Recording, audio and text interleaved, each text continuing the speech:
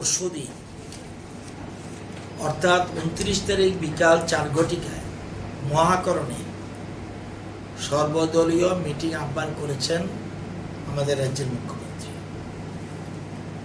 সেখানে প্রত্যেক দলের রাজনৈতিক দলের একজন যিনি প্রধান, যেমন ভারতীয় জনতা পার্টির প্রেসিডেন্ট,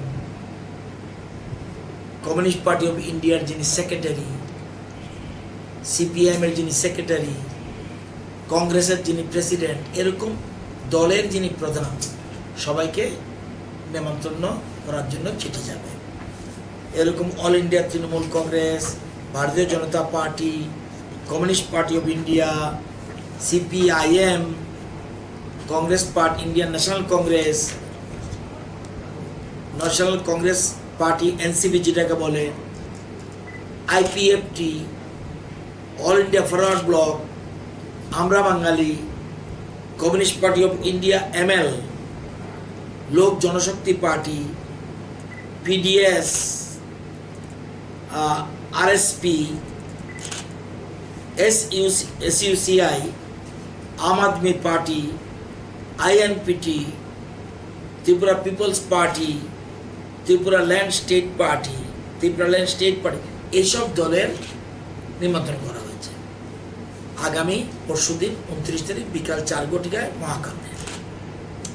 সেখানে এছাড়াও বিরোধী দলনেতা থাকবে, মুখ্যমন্ত্রী তো থাকবেই, মুখ্য সচিব থাকবে, উপমুখ্যমন্ত্রী থাকবে, এছাড়া মন্ত্রিসভার আরও 2-1 প্রতিনিধি থাকবে, এছাড়া স্বাস্থ্য সচিব থাকবে, ফাইন্যান্স সেক্রেটারি থাকবে, ফুডের কোনো একজন দায়িত্বপ্রাপ্ত ব্যক্তি থাকবে।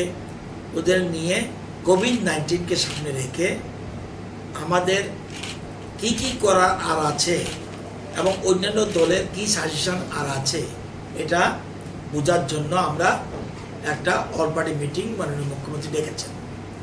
সেখানে যার যার সাজেশন আমরা অনুরোধ করেছি চিঠিতে যে প্রত্যেক দলের যিনি প্রেসিডেন্ট বা সেক্রেটারি, মেইন দলটাকে যে চালায়, প্রধান যে পোস্টটা, উনি যেন আসেন।